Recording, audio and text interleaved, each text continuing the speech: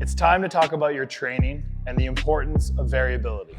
As a single sport athlete, if you're training too much in one specific area, you leave yourself open for vulnerabilities in other areas of either training or of life.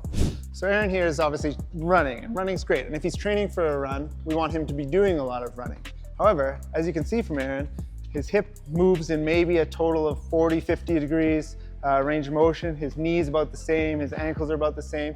It's kind of leaving him open to not training in these extra ranges of motion that his hip, knees, and ankles need to be training in.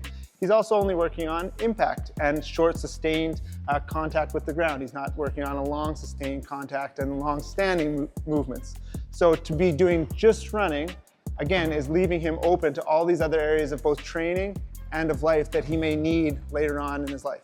So here are 5 exercises that you can do to make sure you target your systems of agility, power, speed, endurance, and balance and coordination. Okay, so for agility, we can do a version of a skater jump. It's going to attack a little bit of lateral movement, quickness, change, and vary our movements.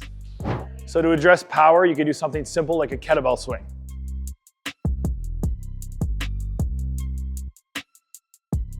When working on speed, we could choose a low impact and a higher range of motion exercise like an air bike. For our endurance movement, we're going to do a reverse and lateral lunge.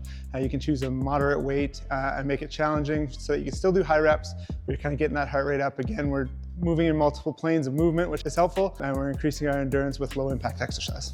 So in order to address that balance, we're going to perform more of a functional exercise doing a single leg RDL or Romanian deadlift.